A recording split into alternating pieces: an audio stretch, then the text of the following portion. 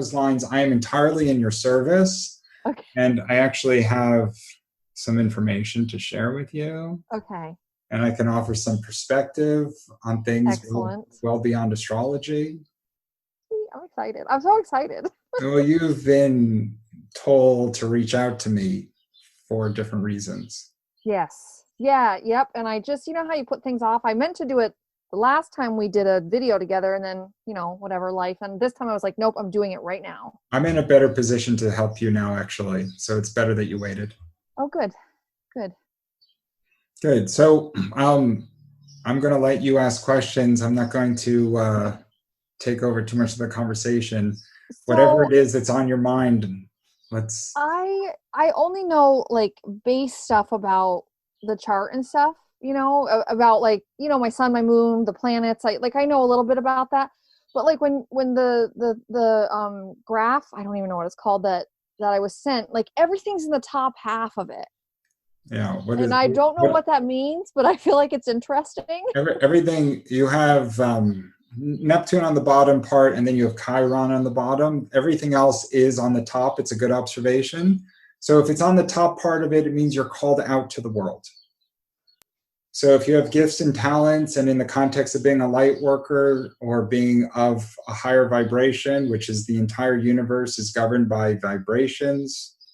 And so the vibration that you bring forward, if that vibration is intended to carry you out into the world, which is to interact with others for the influence or enlightenment, then by virtue of you having those planets positioned in the top portion of the chart, which is actually the southern hemisphere from an astrological standpoint, that means that your intention for this incarnation was active interaction, learning and growth through those interactions, and influence called outward. Now, what in my chart would make me feel like that goes against my nature, even though I do it anyways? So there's a shitty childhood. I don't Yeah. know. So there's a shitty childhood here. Accurate. But there's issues around confidence. There was an absentee or at times difficult paternal, fatherly Yep. influence. Yep. And Absentee. so absentee father, shitty, challenging childhood, which actually influenced it influenced your decision around becoming a mother. So the energy from the childhood carried into consciousness around maternal energy and the desire to be a mother I say in a negative, in an influential capacity to avoid maternal responsibility. Yes, which I ended up having kids. I do have two kids, but neither one of them were planned. Okay, I love that. Yeah, I didn't want kids. I didn't want kids, but I was going to say, this is a placement of somebody who actively does not choose children.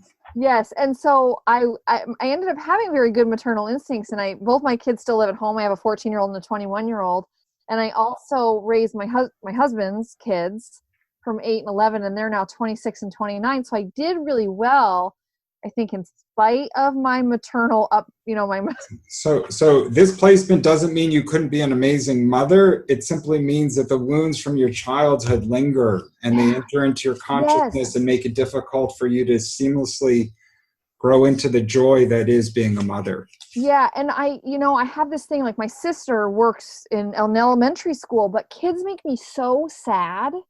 Like I have such empathy for small children that I just could never work with kids. Like I can't, when like kids are crying or sad, I feel so bad for them, but it affects me to where like I'm just like, no, I just would rather not even deal with them. Yeah, so it's brilliant that you have access to those feelings. So those feelings are stemming from similar energy that you experienced when you were young. Mm-hmm. And and so for you to transform or transition through it, it's going to have to be healed from your childhood.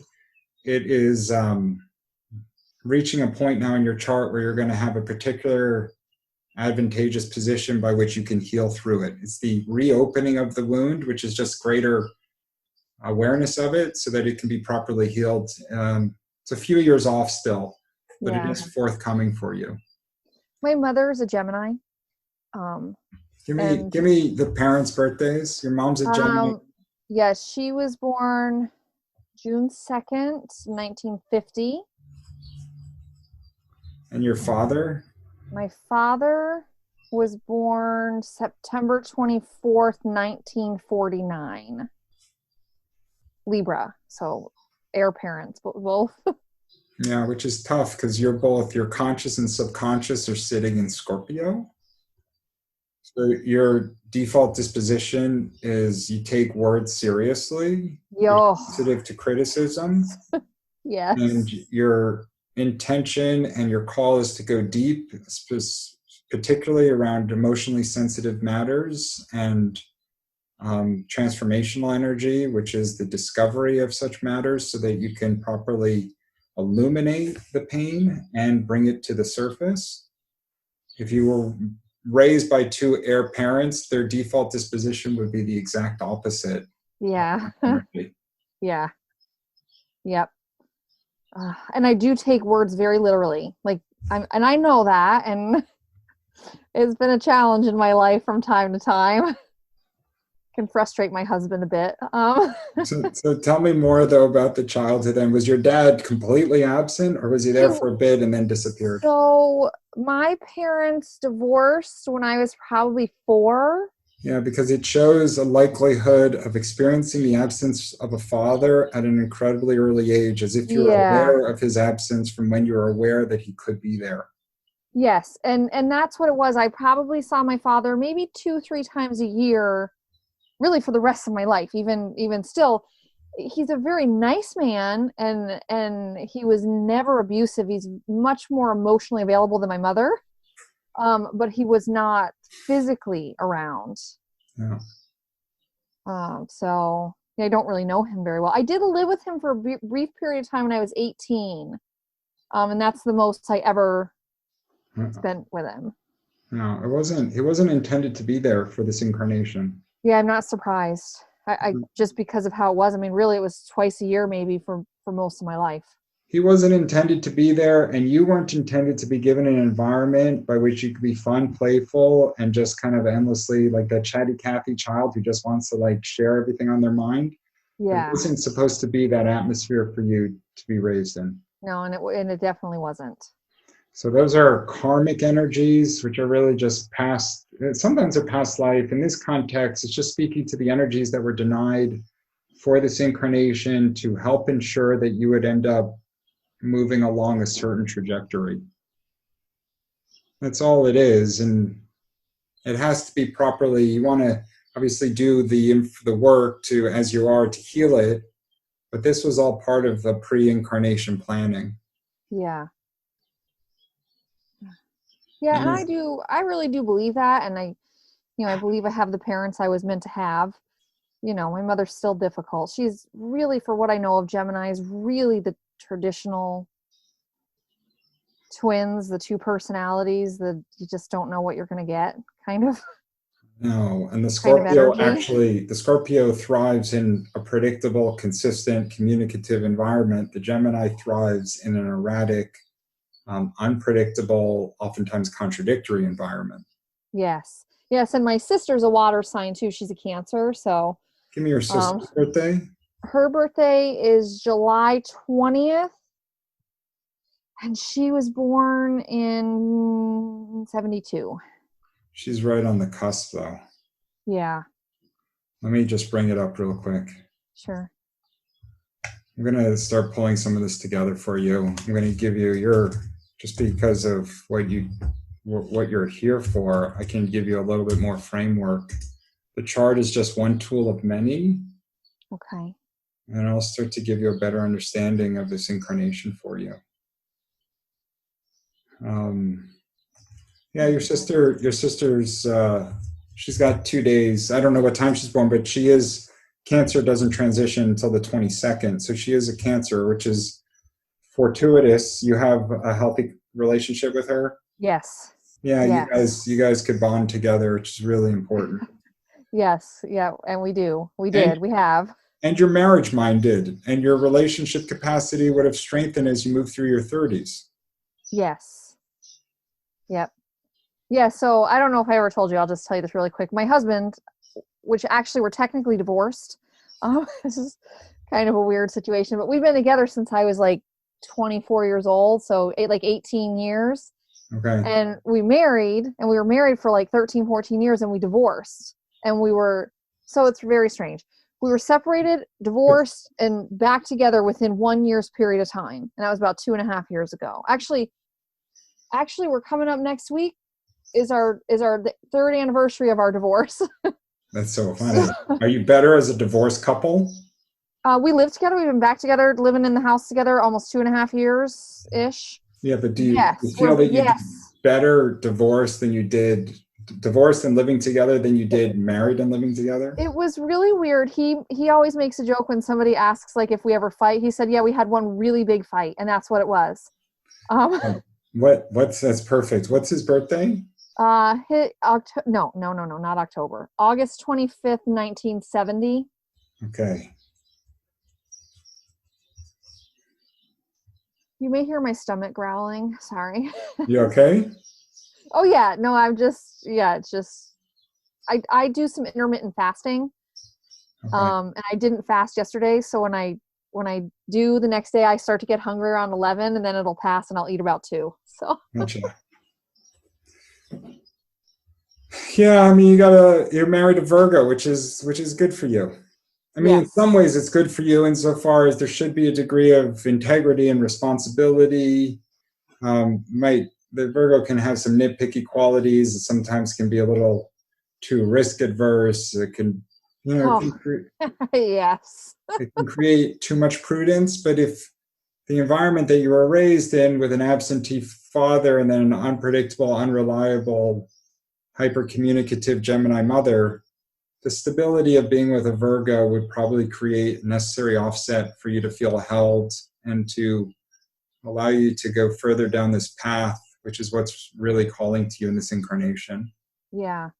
Yes, I don't know his time of day when he was born, but I remember looking at his chart once, and his moon is Gemini, which I thought was interesting. It's interesting. It's a little bit of Gemini moon, subconscious in the male, just means he's going to have a lot of thoughts that run through him. If he's moved into greater consciousness, he'll be able to filter through those thoughts and not just burden you with them endlessly. If he's in a low vibrational state, which is less conscious, it would manifest more similarly to your mom. Yeah, no, he's got to be past that because he does not remind me of my mother. So, yes, I like my earth energy and the water. I do struggle with fire signs and air signs. Yeah, because your whole chart is heavy water oriented with just a touch of earth and a touch. It's almost like on a weighted average, you could weight all of your different placements and you would be probably about 90%, 80 to 90% water. Because your conscious, subconscious, feminine energy, spiritual self are all sitting in water, and they're all in Scorpio. And then your expansive self, which is also the marital energy, is sitting in Cancer, which is also water. So the first were all Scorpio, and then the last was Cancer. That's your most dominant energy. It's a lot of what we're talking about. You have a Sag rising, which is my favorite rising because it's immediately likable. But you have Neptune along your horizon, which means that people aren't really sure what they're getting when they meet you. It takes some time. Yes. And you yourself needed an extra amount of time to really figure out who you were. I definitely know that I can be off-putting at first. People are trying to feel you out a little bit. Yes. And with Neptune along the horizon, Sagittarius makes you likable and friendly. Neptune makes you less easily categorized or identified, like as if they know exactly who they're dealing with. Yeah. And I can even remember like when I was a teenager, people found me intimidating, and people would say, when they got to know me, they're like, "Oh, I was always afraid of you." And I was like, "What?" Like, so I don't know. They weren't as much intimidated as they were like confused and unsure of who they were dealing with. Yeah. I can see that. It's okay. It's mystical energy. It's not intended to be clear, and it allows for you to move through different phases, and actually allows for a lot of spiritual transformation in the presentation of self. It's not a bad quality. This whole chart, your whole orientation here is to carry your gifts out, to influence a bigger audience. It's not hyper materialistic. It's actually not about the family. It doesn't mean that you don't have family responsibilities, but your identity is not the traditional maternal home That is energy, correct. right? Yes. It's not a strong, it's not, there's a neutral disposition even towards siblings. The bulk, and not to say you don't have a great relationship with your sister, but the bulk of the energy here in the chart is to be in service and to carry forward with your gifts and talents to a broader audience, many of which you've never met before. It's all 11th and 12th house energy. Anything in there about anxiety? Because I've dealt with anxiety most of my entire life. So you have to understand, when you have this much Scorpion energy in your chart, that kind of Scorpion energy is hypersensitive to every word, and the Scorpion energy has a deep intuition that actually becomes hypersensitive to what's not being spoken as well. And so that same intuition is a wonderful asset for you because it allows you to connect with other people. But in the context of anxiety, which is very common for a Scorpion disposition, it's about mastery of the mind and recognition that the sensitivity that you carry is extraordinary relative to the people that you're interacting with. Okay. And, I have come to terms over the last, I would say 3 or 4 years. I've really been able to embrace my anxiety, I guess, is how I would put it, because it's not gone, but I understand that for some reason it helps me in my work. So what you can do with the anxiety is start to hold it outside of you as opposed to letting it consume within you. And what that means effectively is, when you're having a period of anxiety, it's almost to go ahead and become the observer of that anxiety as opposed to the person who is stuck within it. Yeah. So you can say, okay, give me an example of something or the last time you felt that anxiety. So actually yesterday I had to do the radio show, and I have a little PTSD with Elisa's radio show because I had a really bad experience once. Well, PTSD. Tell me what happened with give me the PTSD and then tell me the anxiety that was coming up. So I don't even remember how long ago it was. It was probably maybe even more than a year ago. I was doing the radio show with Elisa, and she picked up a call. Have you ever listened to her radio show? She had me on it. She had me on it once, but it's such a punchy forum. It's not. It is. Yes. I want to get into these deep, meaningful, introspective conversations. It's too quick, and you can't really get into anything. So anyways, she picked up a call, and immediately I was like, no, no, no, no, no. I didn't even hear the voice of the person, and I instantaneously was like, high alert. And so the person started talking, and again in my head I'm just no, no, no, no, no, and I wish I had said something in hindsight, but whatever. So the person starts talking about, it's a man, and he starts talking about how he was cured of testicular cancer. And I just really, everything, all the alarms in my body were just firing. And so Elisa says, oh, what happened? And I apologize. I'm probably going to choke up having to say it. So the guy said he went to a doctor in some country, and basically the prescription was to fuck the shit out of a 14-year-old boy. So I can't even talk about stuff happening to kids. And it just messes me up. And I was hysterical on the radio show, sobbing, just uncontrollably. I couldn't even finish the show. She got a caller on there, and they basically talked. Sorry. It's okay. It's okay. And so yesterday I did the radio show, and I've done it since then. So but tell me, so he was saying this with a straight face, that was what he believed? No, he was being he was trying to just be a shithead, he was pranking the thing, and this really didn't happen, but he was just pranking the thing. But for me, it's say a cow or a sheep, that wouldn't have, it was still fucked up, but because he said it about a child, it just, sorry. No, it's okay, sweetie. I get people crying all the time. Do you usually get people crying? Everybody cries with me. Okay. They all, no, trust me, they all cry. And I don't have the water. I don't have the water that you have to be able to hold them as well as you do. So you might look at my sign and realize I don't like to cry in front of people. I don't know if that shows up in my sign. I do not like to cry in front of other people. Scorpions are most comfortable when they're private with every facet of their life. So yeah. So anyways, I was hysterical the rest of the show. I could barely get it together. Like Elisa was like, "Are you still there?" And I like could choke out that I was crying.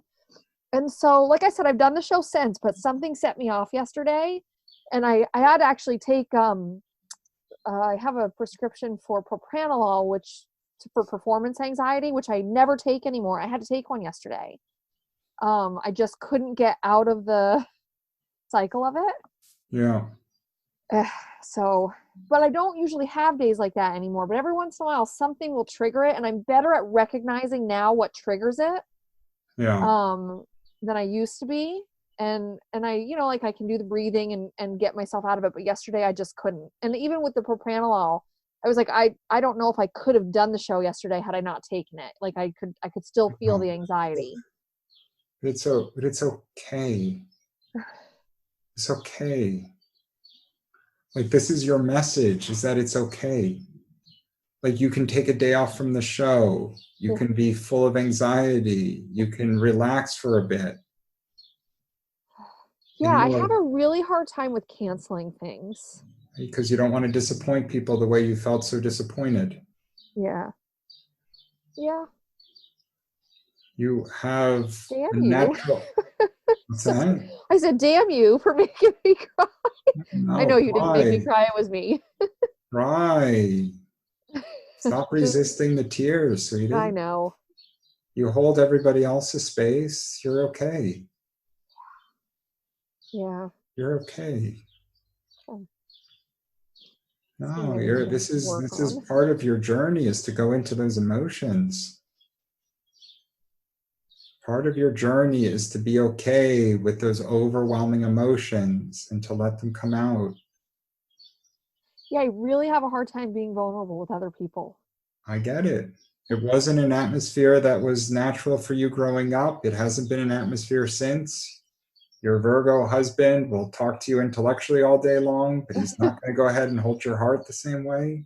No, yeah, that is And, true. and you're responsible for all these children, so they're looking up to you as opposed to the other way around. Yeah, It's okay. thank you. Yeah, come on, of course. That's what this is Whew. all about. You're reaching the ascension. You know that. Yes, yes, You're I you're do. yeah, you're ready for the ascension. It's a very small percentage of the planet that will ascend on this harvest. Yeah, I've always had the feeling that I was supposed to ascend this time. You know, You're in alignment to ascend. yeah, yeah. Yeah, it's funny because even like from the time I was probably like 12 or 13, I just had this like, I don't know, I would call it like a knowing of like, something's up. Yeah. I didn't really know what it was and couldn't put it into words, but I don't know. I've always known that there's more to life than what we tend to think. Whoa, there's more. There's a million times more to life than we tend to think. This is a period of choice. This is a third density realm where people have to choose what their trajectory is going to be for many, many years to come. And for most of the people, I'm talking over 95% of the incarnates here that are third density incarnates, they have to keep doing it until they finally come to a conclusive decision. Your decision has been made. You're here to be positioned for the ascension. You're here for the call to the next level of consciousness. That's what this incarnation is. Your next level of consciousness is love and compassion. Next level of consciousness is a deep devotion to serve others. It's taking the human or the egotic mind out of the equation so that we can be more completely connected to the needs of others. And that's what you're ready for. Yeah. So is that similar to what Eric was trying to do here? Eric is well beyond that. Okay, I was just curious where he was. Eric is coming through to you because you're right at the edge of your move. Yeah, because he did just pop in. So that's why I was asking about him because he just popped in here, and I was like, okay, what's up with this? Because he has been supporting you now and helping you support his mother for some time. Gotcha. Doesn't surprise me that he's joining our conversation. Yeah. It doesn't surprise me. So, okay, he's with me too. Yeah. So, and you know when he's there because you feel his presence, and he has an appreciation, certainly, as they all do, for the work that those that are in service to others are doing in this realm is critically important to aid in the planet's rotation into the next major cycle. Yeah. The battle that's been underway has been raging for quite some time. It's only because the vibration is being lifted far enough that will allow the planet to transition into the proper space. It's hard work. It's hard work, but there's nothing more gratifying. Yeah. Oh, absolutely. Absolutely. I would not change any of what I do. No, and you're well equipped for it. Part of your journey is to come to terms with some of your own pain, some of your own challenges, but to recognize that very suffering is what's put you in such a good position to connect and to hold space for others. Yeah. Yeah. It's that you just saw a side of me that not many people see. Thank you. It's so intense for me. I don't know why. It's just because the Scorpion has to experience things intensely to have access to the change that they seek. It is the death and rebirth of self. You have to go all the way deep down to the darkest points in the cave so that you can go forth, pull it out, and then come out a different being. I guess that's why I have so much Scorpio. You have an extraordinary amount of Scorpio. Just a conscious mind or a subconscious mind is enough Scorpio, but you have your conscious and subconscious and your Venusian energy and your spiritual tendencies, which is actually in this case your higher consciousness, Uranus in the 12th house. That's all in Scorpio. It's 4 notable heavy placements, and it's carrying from the 11th into the 12th house. Influence of others and devotion and sacrifice of self. Yeah, it is intense. It's intense. It really, really is. I have 2 Scorpion siblings. I was raised in a sea of Scorpion. Oh yeah. What are you? Capricorn. Capricorn. I love my earth. I love my earth energies. I don't know. Because they can hold space for you. Yeah, they just bring balance to me or something. It's just earth holds water. It brings stability. Yeah. You need masculine earth energy. Yeah. To create great consistency and allow you to step into your feminine a bit more. Yeah, when my husband and I were separated for the year, I dated 2 people and they were both air signs, and I was like, oh my God, what? I felt like I dated a Gemini, same birthday as my mother, not year, but the same birthday, and then I dated a Libra, and I was just like, this is ridiculous. It's like going back to the scene of the crime. Yes, it was awful. It was awful. Fortunately, I have something in my energy that's like, when I'm done with somebody, like I am out, I am done. I ghosted both of them. I was like, nope, you take your crazy energy and you can have it. So I don't know what that is. I wasn't able to do it with my husband when he was my ex, but when I'm done, I'm just done. What is that about? What is you have a pre-incarnation choice with your husband that's brought you 2 together.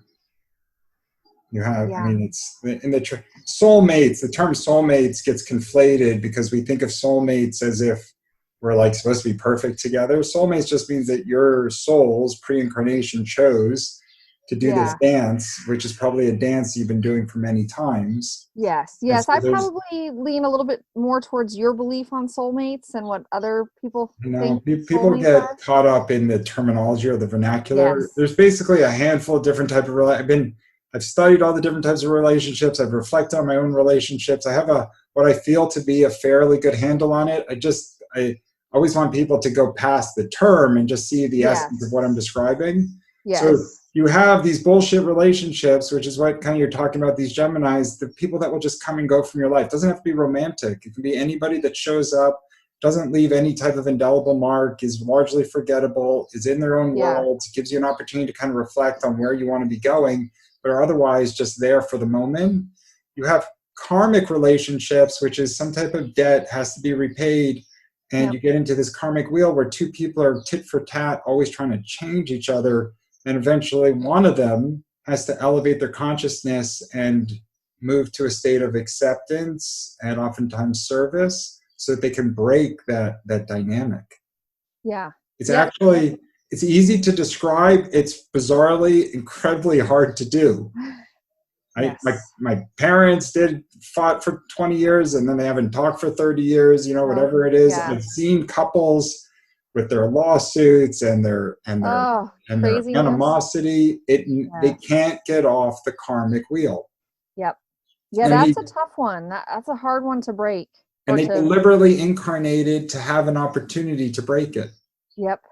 But Yeah. it genuinely requires one of them saying, this is an unhealthy, low vibrational, energetic pattern. I need to elevate above it.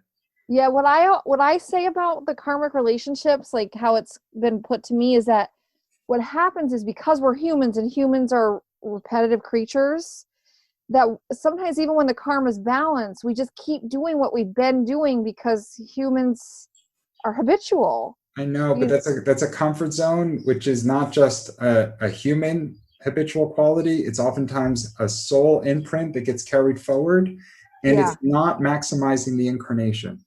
No. Oh no, absolutely not. But it's. The incarnation wants an example that closer to what you're setting, which is you and your husband have been doing this dance, but you've managed to find the balance and harmony. So that even Yes. if it didn't work out for a year, it's worked out for the most part for many, many years. Yes. Yeah. Right? Yes. And Oh yeah. and that's the name of the game, is the recognition that the other person has needs and that you're in a position to prioritize them without having the human mind need to be right. Yep. Yes. I'm sure you Yes. talk Which. to a lot of people and they're always wanting to be right, or they always want to be Yes. heard, or they always want to be dominant, and they're constantly complaining about the other people in their life. Yes. That was a tough one because with all my Scorpio energy, I did battle that in my teens and 20s. Wanting to be right, that fixed Scorpio energy.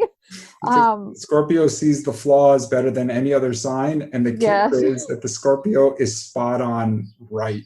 Yes. So my husband always jokes, like, because like I'll still now I don't argue, but I'll throw something out there, and he's like, I don't know why I don't just listen to you. You're always right. And I'm like, I used to argue with him before, like, this is what you should do. This is what you should do. Why don't you do this? And and I've just learned to let that go. But he's like, you're always right. And I'm like, I don't mean to be. Like, Yeah, that's good. So in that context, you're setting an example. This is high vibration, right? So you see the decisions of the loved ones around you. Yes. Hope that those decisions are the best possible decisions, but in the context that they're not, you set an example that they can follow, and then otherwise you hold them in their space with Yes. compassion, understanding that that's just where their consciousness is, even if it's a repetitive mistake that you're witnessing. Yeah. Do you know that I didn't really know I was psychic until I was in my early 30s? You suppressed it. And well, no, so I really wasn't suppressing it. I was doing massage therapy and I would just say things randomly to people. And I was working on a client and I was like, I don't know why I know all this about your mother. And she looked at me, she popped up on the table and she's like, you're a psychic medium, right? And I was like, oh, yeah, okay. And it just had never occurred to me. So what you're talking about with my family, I used to get so frustrated because I would be like, when I would say, hey, maybe you shouldn't date this guy, I couldn't understand why they couldn't see what I was seeing. Yeah, what you're seeing is, so you're pulling in higher consciousness then, is what you're saying.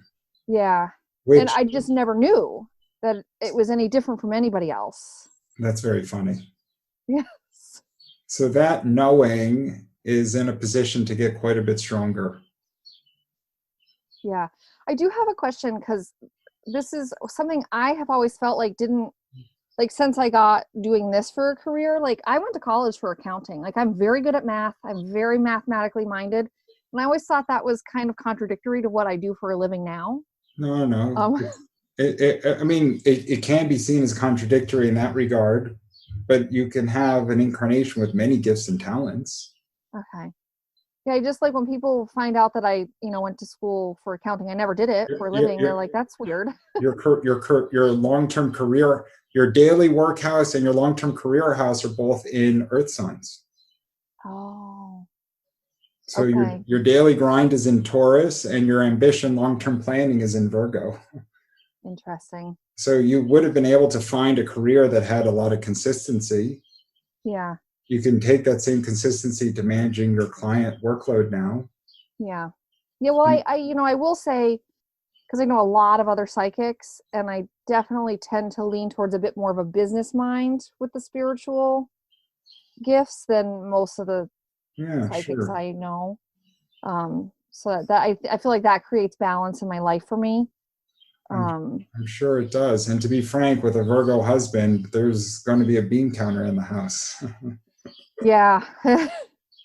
Yeah. It's funny though, he can be kind of I ditzy with bills. was going to say the Gemini subconscious will create Yes. will create a disconnect. Yes. Yeah, he's like, "Oh yeah, I forgot to pay that bill." And I'm like, "Damn it." Um, Because they so yeah, maybe that's the Gemini. it's the Gemini subconscious. It loses sight of reality from time to time. Yes. Yeah, Yeah. I got to tell you, your journey is, as a Scorpion, is always that transformational energy. It is important that you don't shy away from the feelings, even if they show infrequently and create a degree of vulnerability when they're Oh, arriving. yes. Your ability to embrace those feelings and recognize that they're offering you a compass for which you can follow your way forward is to see them as an asset and not something that should be shunned or otherwise doesn't belong. You have to be Thank you. okay with all that comes up for you. If the Scorpio can tap into feelings, it's important that the Scorpio lets them flow. Yes. That is something I still have a challenge with. It's much easier for the Scorpion to observe and to support the feelings of others, Hmm. but in many Yes. ways it's because it keeps them safe from accessing their own feelings. Yeah. Yes. And so much of my stuff surrounds children. It just I it's know, because you just have a so particular interesting. sensitivity to them. I do. Like the other thing that gets me even to this day is the Sandy Hook shooting in Connecticut. Yeah, Um but you're feeling the vibration of all that yeah, suffering. it's I it does bother me. Like I wish I could just not have that. I know I need it for whatever it is I'm doing, Mm. but it just sometimes like that when that happened, I couldn't get out of bed for 5 days. Yeah, you don't need it the way you think you need it. You're absorbing that energy, and like anything else, it's all about you protecting your energy. You can be compassionate to the needs of others, but without swimming in endless pain of those you don't know. Yeah. And that's You're, exactly what it is. I swim in the pain of others. It's very but not with my clients. I'm very good at keeping the separation there. yeah, because you're creating a professional demeanor with them. Yeah. Yeah, Yeah. yeah. This is part of your journey, is the mastery of that energy. There's a natural call to be in service and to feel compassion at every opportunity. But in a third density realm where there's so much violence, so much suffering, it can overwhelm you, and it Mm-hmm. can otherwise interfere with your ability to really be the love and the light that is resident within you. Yeah. So here's my question, and I want your, what you're feeling from this. Like for years, I have not watched the news. If I see something on Facebook that even makes me have a glimmer of sadness, I will hide it. And so, Yeah, so maybe I should be embracing some of that more. I don't know. no, It's okay to keep hiding and sheltering those things. I just tell my husband if something's going on in the news that I need to know about, you tell me through a filter. yeah, no. Um, It's healthier that you're not being bombarded with endless. You have to be protective of your energetic space. Okay. Okay, good. Because like I'll see like somebody will post something like a dog in the eyes injured, and I'm like, no, I can't look at that. And like I just can't, like animals and kids The get me day so much. the day will come when you have the guardrails up and it puts you in a more protective bubble on a more continuous basis. But until that time, there's no sense in you suffering endlessly by absorbing the pain of others. Okay. Okay. So currently it's still okay to continue to do that. It's encouraged. Okay. It's Okay, good. encouraged. Especially for somebody in your position with the channel open the way it is and it getting stronger as you move down this path. It is incredibly important that you protect who comes into your space, as not to carry you into a low vibrational Yeah, state. because I don't feel like I could function if I embraced You're that not, energy. you're not intended to be overwhelmed by an onslaught of constant emotional distress. Okay, good. Not with all the Scorpion in your chart, not with your channeling capabilities, not with the position that you are in to support others. Okay, No, good. and you have to manage it in the personalities that you keep around, the Yes. things that you find that offer you joy, your daily reprieve from all of the stress, the support network that you create that can create an offset for you. All those are in turn very valuable components that have to be made aware to your consciousness on a daily basis. Yeah. Yeah, and I feel like I do pretty well in that area. Like I make sure I take my time out and I do meditate and Yeah, um I feel like I'm got a pretty good handle for the most part I in think that I, sort of stuff. I think you do, and I think it's important that you continue to do what you're doing, is not to unwind some of those efforts. Yeah. Yeah. Okay, good. Good. It's almost like I feel like in order to do what I do, I have to sort of live in some sort of a little bubble. It's You're, like, okay, no, I have to you're, kind of, you're bringing in enough heaviness every day just by doing your work, yes. that there is Yes. no value in you bringing the heaviness of others that you're not Yeah. interacting with. Yeah. Okay, good. I just that's helpful because sometimes people will talk about something that's going on in the news and I'm like, I have no idea and I don't want to seem ignorant. But here, this is a great opportunity. I was saying, tell me the energy that comes up for you if you have some form of anxiety, which is actually anything that creates a low vibrational thought in your mind, right? So if somebody says something about the news and you have no awareness of it, your mind says, do they perceive me as ignorant? Yes, and that is a trigger thing for me with childhood. That it is. My sister graduated third in her class. She's always, really, really smart. My No. dad's a chemist, and I've always had that issue. Okay, and so this is your big reframe here, right? So if something is simply your truth, which is just a fact, it doesn't actually have an identity, it doesn't have an emotion, it doesn't have a judgment to it, it simply is. Any of those things, the judgment that gets assigned to it is simply being assigned by your human mind. So if somebody says, hey, did you see the crazy protests going on in Dallas yesterday? And your answer is, no, I didn't see them. You're simply saying, no, I didn't see them.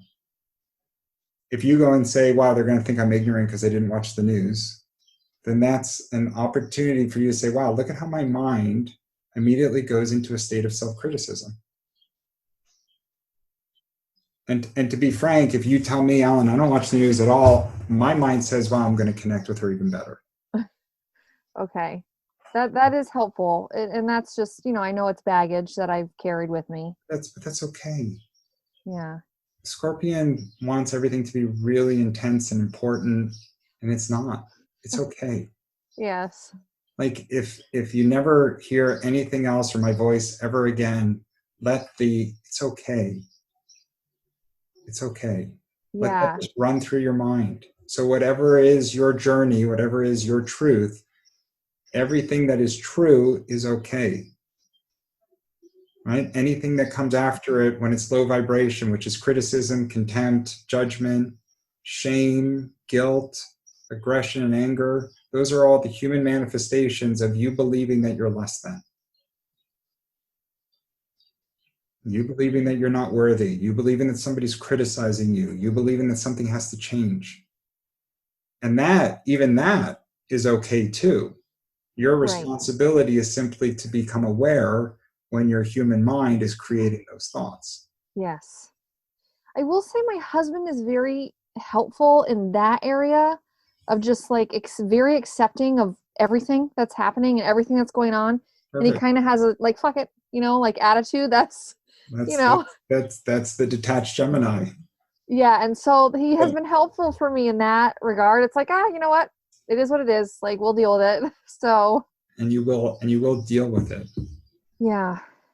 Like Yeah. you're doing an amazing job, and you came here for a very explicit purpose, and you're readying yourself for an amazing transition into what comes next.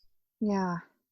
Yeah, I'm excited. Like I feel it. You know what I'm saying? Like I feel it. I just don't know what it is, and I believe that that Scorpio energy makes me want to know what it is.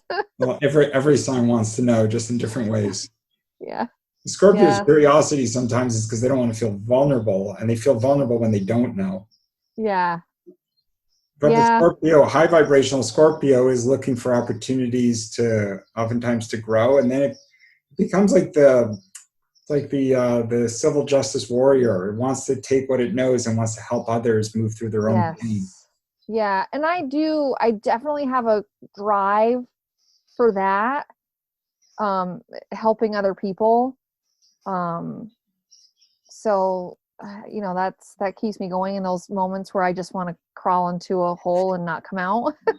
Well, see, but even if you have those moments where you want to crawl into a hole, Uh-huh. you can embrace the feeling of crawling into a hole.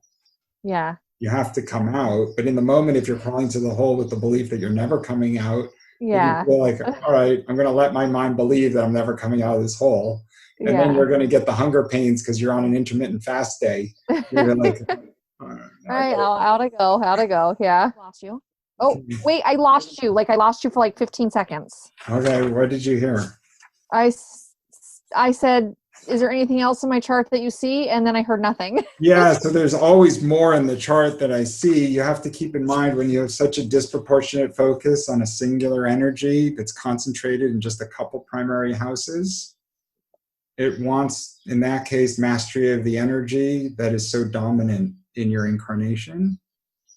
And so a lot of your journey is the recognition that the Scorpio carries that deep sensitivity, that hyper self-criticism, that tendency to linger in the past, that effortless, unintentional ability to recycle past pain, traumas, and emotions.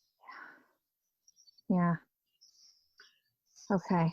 So, There's no two ways about it when you've got this much Scorpio in your chart. And so you have to see both because there's always a polarity. So the positive from that, of course, is that it puts you in a particularly compassionate position to connect with others in a placement that is directly and understanding of what they're experiencing.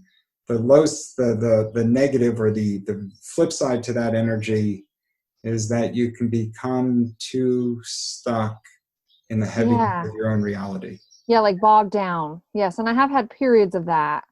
Yeah. I do feel in general like I'm doing better, and I understand that I probably chose to have so much Scorpio in my chart to propel me where I wanted to be. I Um, I actually think you chose this much Scorpio so that you could be that much stronger as a compassionate help to ensure that this life has such a heavy degree of devotion that it can carry you into the ascension. There's no yeah, that's there's no guarantee that any late third density incarnate makes the ascension, and so you chose a chart to pretty much guarantee as best as you could, because this chart is self-sacrificial to its core. okay. It has that sun sign where I spoke of your father being absent in the house. The sun represents, as a child, it represents the father. As an adult, it represents the self, the identity. And so the same way your father was absent, in this case, he was literally absent growing up, it's almost as if it's saying that you yourself, your needs are absent as an adult. Okay. And that Interesting. absence is a beautiful way of saying if it's not about me, then by default, it has to be about. Yeah. Interesting. That's Yeah. very interesting. Yeah, so that allows you, for your full maximization of this incarnation, is to walk in service and devotion to others, almost as if your calling is enhanced the more you do that. Very cool. Very interesting. I'm so glad I did this, and I know you probably have somebody right after me, so I don't want to keep No, you. it's okay, darling. I know you're very sensitive to it, and it's okay. Let it go on for a bit longer. Okay. Okay. No, Yes, I just don't want to take advantage of your time. So, no, I know you're very considerate. The ascension that's among us, it's upon us, has just only begun. So the energy is just shifting now. The yeah. incarnates that are showing up as early fourth density incarnates. So the kids basically that you would be able to connect with, especially the ones that are like 7 or 8 and younger, those kids are going to be carrying the most spiritually evolved energy that the planet has ever known. Yes. And so by virtue of you being a very late third density incarnate, which is right at the precipice of entering into fourth density, and then being very early fourth density incarnates, it would give you a natural energetic resonance with their vibration. Interesting. It's going to Yeah, put that's you, interesting because I have my stepdaughter has a 7-year-old boy and a 2-year-old boy. And it's interesting because I feel very connected to those two kids. yeah, maybe more than, Especially the 2-year-old. yeah. Yeah, Um, because the younger the child, the more, it's all a very slow progression. The Earth is going to spend the next couple generations just affirming its choice into what polarity it chooses, and then it's going to spend the next 30 or 40 generations completing that cycle. So we don't get, you have to put it into the perspective of hundreds of years, basically. Yeah. But the veil will continue to thin out over the next few generations. Most people that are asleep will remain asleep. Yes. That won't change. But those that are called into consciousness and those that are just arriving are going to start to experience the planet in ways that we've never experienced before. Yeah, it's interesting. I always like to think that I won't come back, like this will be it, but I know I'll come back here. So if you come back here, it's because you're coming back as the next level of consciousness. Yeah. I always in my head think, no, this will be the last time, but somewhere back in there, I probably have already started planning the next one before I came into this one. No, you're not. So you could choose another fourth density planet, but in all likelihood, you'll come back to Earth. You're just going to come back to an Earth very different from the one that you left. Say any third density incarnate, maybe your mother's a better example. If your mother's next incarnation would carry her to another third density planet. Okay. Whereas Earth is going to be a fourth density planet, which you would be eligible to return to, but your mother would not. I gotcha. Okay. And upon returning, all these gifts and talents that are starting to course within you would be 100-fold stronger as you'd end up returning to a very different vibratory state.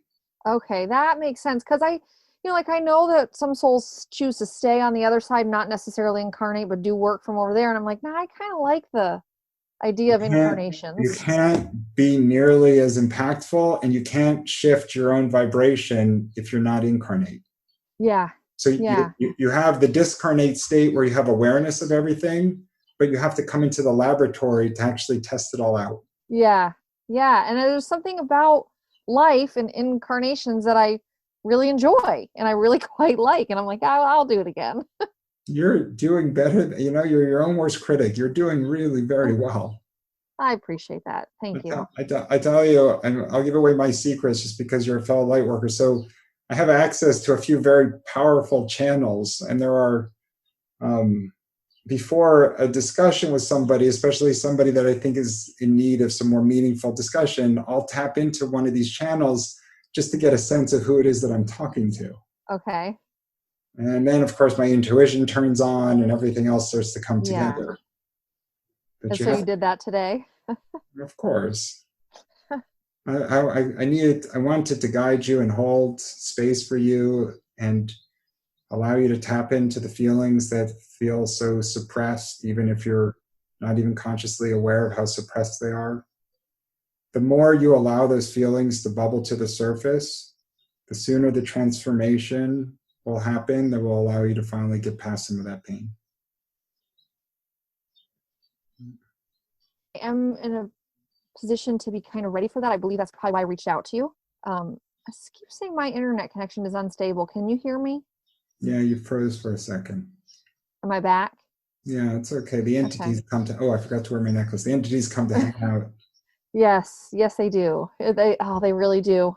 They really, the ground, I have witnessed some technical issues that I'm like, before I went into the space, never had anything like it, came into the space, and I'm like, okay, that just crashed, that just turned off, the Wi-Fi router so funny, isn't it? It's just like, it's just so funny.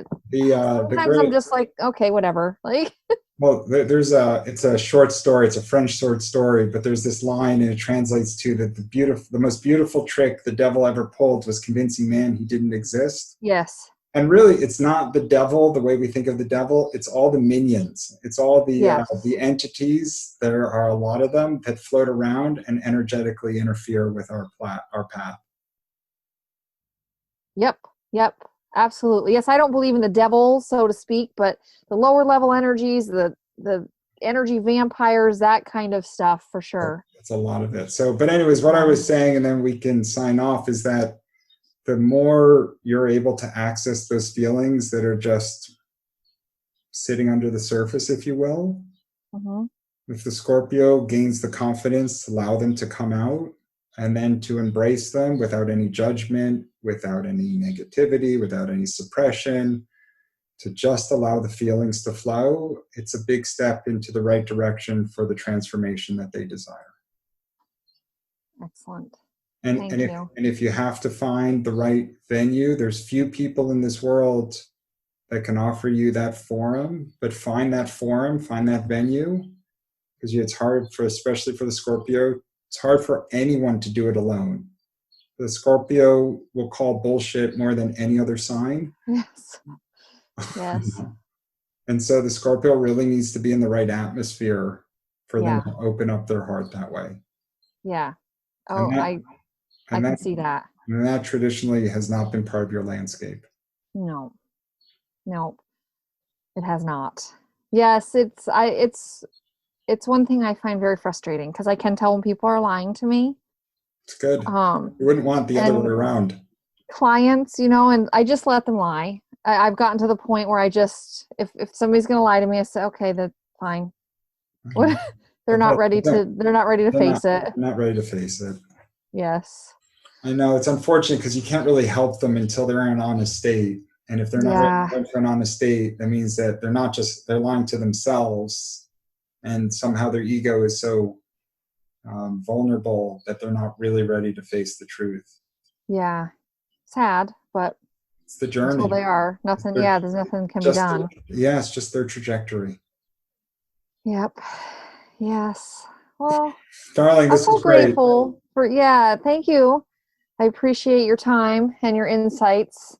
No, It's been a long time since I've done any type of reading or anything, which I consider this a reading because, you're using your intuition and, so it's just like, it was yeah, what I needed. And it was like 30% astrology. It's 30% astrology, 20% pre-discussion channeling, and then the rest of it was just my intuition. yeah, yeah, I appreciate it. I won't let just anybody tap into my energy, as I'm sure you can guess at. Yeah, no, but it's good for you. So yes, I needed it. And you're doing the right thing.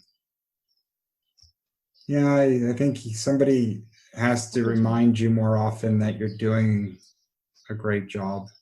Oh, thank There- you. you- I just am so private that I don't tell people what I'm doing. You know what I'm saying? I just, It's the most private sign of the zodiac. yeah. It doesn't want to be vulnerable, and as a It took me consequence, it holds on it, to the heaviness. and it's like in regards to this, it took me so long to share with my husband some of the stuff that I was doing and saying to people and that was coming up, and he's so proud of me. He tells everybody what I do. He doesn't care, if people don't like what I mean, he's been really good for me in that way That's because I right. still get nervous to tell new people what I do, but he's like, he doesn't care. He works in the medical field. He's telling the doctors and he's So, but so here, so this is kind of the same in the same vein. So, if there is some form of anxiety that keeps you from wanting to share what you do, mhm. then you have to go into the energy, the thoughts and the feelings that are coming up for you when you envision somebody learning about your career choice. And so Yeah, you can say, why is it that I feel anxious if somebody knows what I do? And then you can say, okay, well, then it's probably a fear of judgment, or it's a fear that they're going to think that I'm wasting my life, or it's a fear that they think that I'm making it up, or whatever those fears are. And yeah, then you realize that those fears are resident within you, and that yes, it's your mind that is simply creating those fears so that it could reinforce an anxiety that will otherwise keep the egotic mind in control. yeah. It's all I it's know doing. exactly. I know exactly what it is that does it. I have a fear of conflict. I don't argue well, so if I live in the South in the United States, and if I get a religious person that comes at me with stuff, I freeze, Okay. you know? And so actually when that happens, you can become the observer of self, and you can, if you have the capacity, you can even say, I know that I don't do well with conflict. I know this person's coming at me with aggression. And I know that that means that I'm just going to freeze, because my nature is not to try to overcome somebody else's sense of conflict. Yeah. And you can, once again, just by virtue of you starting to observe these tendencies sit out here, and that puts you in a position to just choose how you want to feel about them. I really love that. That's the transition into consciousness. Yeah. And I feel like I needed permission for stuff today. I know that probably sounds strange, but Okay. I definitely will be connecting with you again. Yeah, no. Do you read for people multiple times? Do you know what I'm like? Most people that are very much on their path, they want to talk. Okay, good. They want to talk. The people, the spiritual tourists, they kind of like, I push them, I push them along. And even the spiritual tourists that want to talk often, I kind of encourage them elsewhere. But the people that are very much on their spiritual path, that are looking for the introspection and a lot of the necessary tools so that they can become the devout spiritualists that they want to be, those are the ones that I encourage, that I end up working with more. Yeah, excellent. Because at the end of the day, you're still human, and the human mind is going to try to keep you safe. And a lot of the mechanisms, what it considers to be safe, which have come through with the sign, they did a really good job protecting you for a certain amount of time. But you reach a point in your incarnation where you are safe and things are consistent and the person that you are has taken shape. And it's when you get to that point that those things are no longer serving you. Yes. And you can recognize it and start to divest of them. Yes. And I feel like I'm ready for that. You're ready for it. You're past ready. Yeah. You're past. Good. You have to tap into your feelings, because that has to come out first. And then you end up, we can talk about another time, but you end up creating this amazing congruency or alignment within self. Can you hear me? Okay. Yep. I've got you back. We can talk about another time, but there's a layering of operations where you have to work on the baseline of it is access to your feelings. Okay. Yeah, definitely. Because the feelings, the intention, the actions and words, once you find perfect congruency, everything gets easier. Yeah. Awesome. Yeah, it's awesome. It's awesome. Yeah, I definitely am. I don't know. You're right. This was the right time. If I had booked with you before, I don't think I would have heard some of the stuff that you've said today. Yeah, our timing was perfect. It always, in one way or another, it always seems to be, but this was particularly advantageous. That's okay. Can you hear me? Yeah, I can hear you, darling. I was just going to say, you're going to get the recording, and then afterwards, just play it again. See if there's anything you'll have an opportunity to recycle some of this and see how much of it really is retained in the consciousness and how much of it you need to hear again or go deeper into. Oh yeah, I know I'm going to need to hear some of this stuff again for sure. That's great. Thank you so much. It was a pleasure, and I will be seeing you again. Have a great day. It was my pleasure too.